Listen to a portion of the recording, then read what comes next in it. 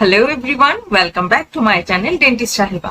কেমন আছো তোমরা সবাই? আশা করি সবাই খুব ভালো আছো, সুস্থ আছো। আমি ডক্টর শিউলি। আমি কিন্তু আজকে আবারও নিয়ে চলে এসেছি তোমাদের জন্য নতুন একটা ইন্টারেস্টিং ভিডিও। তবে হ্যাঁ, ভিডিওতে যাওয়ার আগে বলবো, তুমি যদি আমার চ্যানেলে নতুন হয়ে থাকো তাহলে আমার চ্যানেলটাকে সাবস্ক্রাইব করে দিয়ে পাশে থাকা বেল নোটিফিকেশনটা ক্লিক করে দাও, যাতে আমি পরবর্তীতে যখনই কোনো ভিডিও আপলোড করব তার নোটিফিকেশন তোমার কাছে সবার আগে পৌঁছে যায়। তাহলে আর দেরি কিসের, চলো আজকের ভিডিও শুরু করে দিই।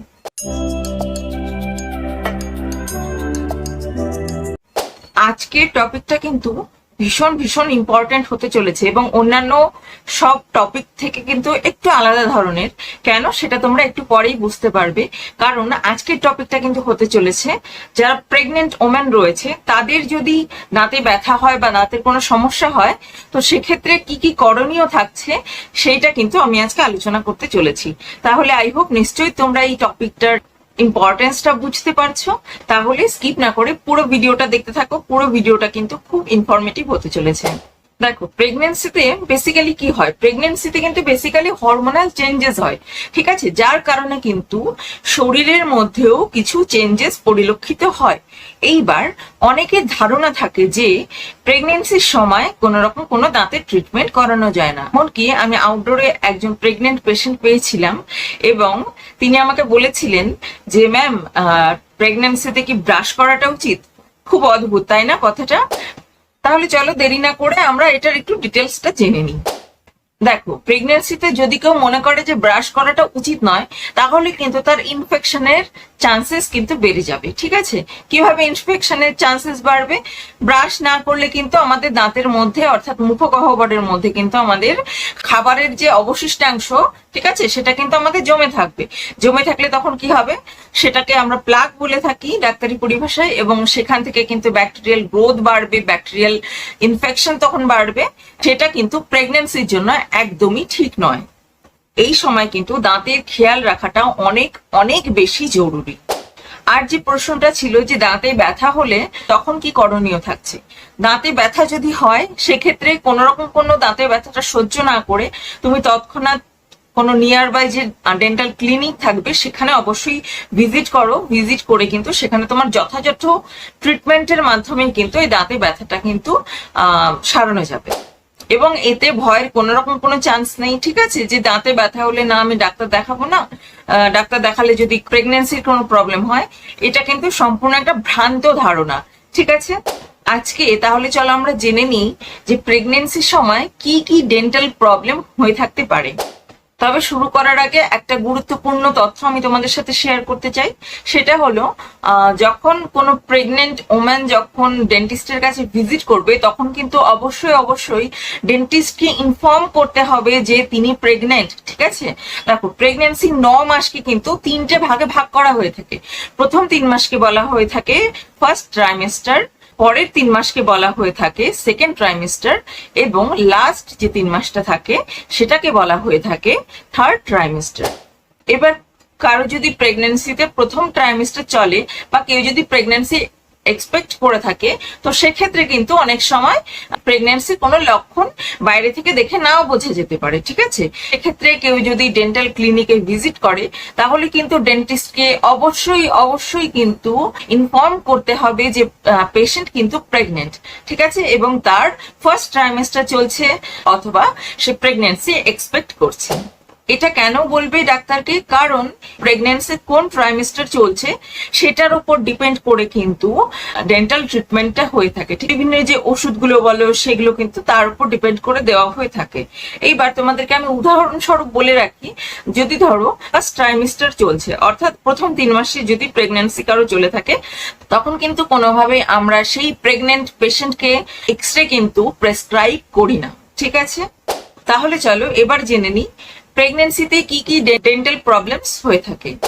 নাম্বার 1 এ রয়েছে গাম ব্লিডিং এবং গাম স্পেলিং। প্রেগনেন্সিতে কিন্তু মাড়ি থেকে রক্ত পড়া অথবা মাড়ি ফুলে যাওয়া, এই সমস্যাগুলো কিন্তু দেখা যায়, এবং এই সমস্যাগুলো দেখা গেলে কিন্তু অবশ্যই অবশ্যই কিন্তু ডেন্টাল ক্লিনিকে ভিজিট করতে হবে, ঠিক আছে?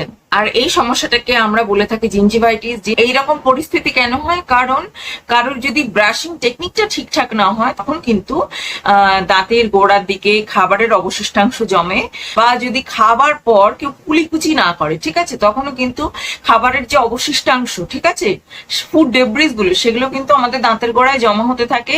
এবং এটাকে এই যে অ্যাকুমুলেশনটা হচ্ছে, যে জমাটা হচ্ছে, সেটাকে কিন্তু আমরা ডাক্তারি পরিভাষায় বলে থাকি প্লাক, ডেন্টাল প্লাক, ঠিক আছে। এবার এই ডেন্টাল প্লাকটা যখন জমা হয়, ডেন্টাল প্লাকটা কিন্তু ধীরে ধীরে টার্টারে পরিণত হতে থাকে, অর্থাৎ পাথরে পরিণত হতে থাকে। তখন কিন্তু স্কেলিংই এর একমাত্র ট্রিটমেন্ট, ঠিক আছে। সেক্ষেত্রে বুঝতে হবে যে পেশেন্টের একটা স্কেলিং এর হয়তো বা দরকার পড়তে পারে, এবং সেই জন্য কিন্তু অবশ্যই ডেন্টাল ক্লিনিকে কিন্তু আগে ভিজিট করতে হবে। তাহলে চলে যাই আমরা 2 নম্বর পয়েন্টে। 2 নম্বর পয়েন্টে কি রয়েছে, কারোর যদি কোনো প্রেগনেন্ট মহিলার যদি দাঁতে ক্যাভিটিস হয়ে থাকে, অর্থাৎ দাঁতে যদি পোকা লেগে থাকে, সেক্ষেত্রে একটা ব্যথা বেদনার সমস্যা রয়েছে। তো এই ব্যথা বেদনাটা কিন্তু তখন কোনোভাবেই সহ্য করার কোনো দরকার নেই। কোনো নিয়ার বাই ডেন্টাল ক্লিনিকে ভিজিট করে যে ক্যাভিটিসটা হয়েছে সেই ক্যাভিটিসটা তৎক্ষণাৎ কিন্তু ফিলিং করিয়ে নেওয়াটা বেটার, ঠিক আছে। এবার ফিলিংটা যদি তখন কেউ না করায়, তখন কিন্তু পরবর্তীকালে গিয়ে সেটা একটা প্রবলেম হতে পারে। কি প্রবলেম হবে, এদিকে তোমরা ছবি দেখতে পাবে। আমাদের দাঁতের কিন্তু 3টে লেয়ার থাকে। উপরের যে লেয়ার তাকে বলা হয় এনামেল, সেকেন্ড লেয়ারকে বলা হয় ডেন্টিন, এবং থার্ড লেয়ার যেটা সব থেকে ভেতরে থাকে তাকে বলা হয় পাল্প। এইবার দেখো, উপরের যে লেয়ার রয়েছে সেখানে যদি কোনোভাবে ডেন্টাল ক্যারিজ হয়ে গিয়ে থাকে, এইবার এইখানে যদি রেস্টোরেশন করিয়ে নেওয়া যায়, তাহলে কিন্তু কোনো রকম কোনো সমস্যা আগের দিকে এগোচ্ছে না। কিন্তু এই পর্যায়ে এসে যদি কেউ ট্রিটমেন্ট না করায়, তাহলে কি হবে, তার সেকেন্ড যে লেয়ারটা, প্রথম লেয়ারটা তো পোকা লেগে তো সেটা ক্ষয় পেয়ে গেছে, ঠিক আছে। সেকেন্ড লেয়ারটা তখন কিন্তু এক্সপোজ হয়ে যাবে। এক্সপোজ হয়ে গেলে কি হবে, তখন কিন্তু শিরশিরানি অর্থাৎ সেন্সিটিভিটি কিন্তু হবে দাঁতে, ঠিক আছে। কিছু খেতে গেলে বা একটু হাওয়া লাগলেও তখন কিন্তু সেন্সিটিভিটি হবে। এইবার এই পর্যায়েও কিন্তু নিয়ার বাই কোনো ডেন্টাল ক্লিনিকে ভিজিট করিয়ে কিন্তু একটা রেস্টোরেশন করে নেওয়া যায়, ঠিক আছে। কিন্তু এই পর্যায়ে এসেও যদি সেই ব্যথাটা সহ্য করে থাকে এবং মনে করে যে না, প্রেগন্যান্সিতে এটা করানো উচিত নয়, কোনো ক্ষতি হবে তার, এটা করলে তখন কি হবে, ওই ক্যাভিটিসটা কিন্তু ভেতরে আরো ঢুকতে ঢুকতে কিন্তু থার্ড লেয়ার যেটা রয়েছে, যেটা আমাদের সব থেকে সেন্সিটিভ লেয়ার রয়েছে পাল্প, সেটাকে কিন্তু ইনফেক্টেড করে দেবে। সেটাকে ইনফেক্টেড করে দিলে কি হবে, তখন কিন্তু প্রচন্ড তীব্র ব্যথা যন্ত্রণা শুরু হবে। এবার ব্যথা যন্ত্রণা শুরু হলে তখন কিন্তু মুশকিল, ঠিক আছে। সেই জন্যই যখনই দেখবে যে দাঁতে কোনো রকম কোনো ক্যাভিটিস হয়েছে বা কোনো পোকা লেগেছে, ভেঙে গেছে, একটু ক্ষয় হয়েছে, তখনই কিন্তু তৎক্ষণাৎ সেইটাকে চেষ্টা করবে যে নিয়ার বাই কোনো ডেন্টাল ক্লিনিকে গিয়ে সেটা যাতে ফিলিং করিয়ে দেওয়া যায়, ঠিক আছে। আর যেটা বলছিলাম, থার্ড লেয়ারটা যদি একবার ইনফেক্টেড হয়, সেক্ষেত্রে কিন্তু কোনো রকম কোনো রেস্টোরেশন তখন কাজ দেবে না।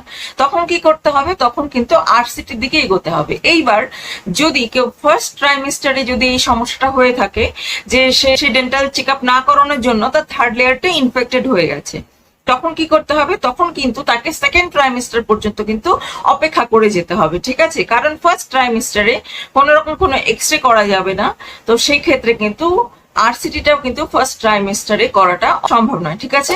এবার চলে আসি 3 নাম্বার সমস্যায়। 3 নাম্বার সমস্যা রয়েছে, অনেকের কোয়েশ্চেন থাকে যে কসমেটিক যে ট্রিটমেন্ট গুলো থাকে সেগুলো কি প্রেগন্যান্সিতে করানোটা ঠিক নাকি ঠিক নয়। কসমেটিক ট্রিটমেন্ট বলতে তার মধ্যে কি কি পড়ছে, টিথ ব্লিচিং পড়ছে, ঠিক আছে। তারপর থাকছে হচ্ছে ক্রাউন, ক্যাপিং, ভিনিয়ারিং, ব্রিজ, এইগুলো প্রেগনেন্সিতে করানো উচিত না উচিত না। দেখো, এগুলো যেহেতু কসমেটিক একটা ট্রিটমেন্ট রয়েছে, এগুলো কিন্তু ডেন্টাল এমার্জেন্সি নয়, ঠিক আছে। সেক্ষেত্রে কিন্তু ডাক্তাররা রেফার করে ডেলিভারি হওয়ার কিছু সময় পর এই ট্রিটমেন্ট গুলো কিন্তু করানো যেতে পারে। চলে আসি 4 নাম্বার পয়েন্টে। 4 নাম্বার পয়েন্টে যেটা রয়েছে সেটা হলো, অনেকে কোয়েশ্চেন থাকে যে প্রেগনেন্সিতে কি অর্থোডন্টিক ট্রিটমেন্ট করানো যায়। এইবার দেখো, অর্থোডন্টিক ট্রিটমেন্টটা কিন্তু একটা লেন্দি প্রসিডিওর, ঠিক আছে। আর এই ট্রিটমেন্টটা কিন্তু কোনো ডেন্টাল এমার্জেন্সির মধ্যে পড়ছে না, ঠিক আছে। তাই আমি রেফার করব বা অন্যান্য অনেক ডাক্তারই রেফার করে থাকেন যে আফটার প্রেগন্যান্সি এই ট্রিটমেন্টটা করানো যেতে পারে, ঠিক আছে। প্রেগন্যান্সির মধ্যে যদি কোনো রকম কোনো ডেন্টাল এমার্জেন্সি হয়ে থাকে, সেটা তুমি তৎক্ষণাৎ কোনো ডেন্টাল ক্লিনিকে গিয়ে কিন্তু দেখিয়ে নিতে পারো। কিন্তু যেগুলো কসমেটিক ট্রিটমেন্টের মধ্যে রয়েছে বা অর্থোডন্টিক ট্রিটমেন্টের মধ্যে রয়েছে সেগুলো কিন্তু পোস্ট ডেলিভারির পরেও কিন্তু করানো যেতে পারে। সো এই ছিল আজকের ভিডিও। আজকের ভিডিও কেমন লাগলো সেটা কমেন্ট সেকশনে অবশ্যই জানিও। তোমরা কমেন্ট অবশ্যই করো, তোমরা কমেন্ট করলে আমার খুব ভালো লাগে, ঠিক আছে? আর হ্যাঁ, যদি ভিডিও ভালো লাগে ভিডিওতে লাইক করে দিও, বেশি বেশি করে ভিডিওটা শেয়ার করে দিও, আর অবশ্যই আমার চ্যানেলটাকে কিন্তু সাবস্ক্রাইব করে দিও।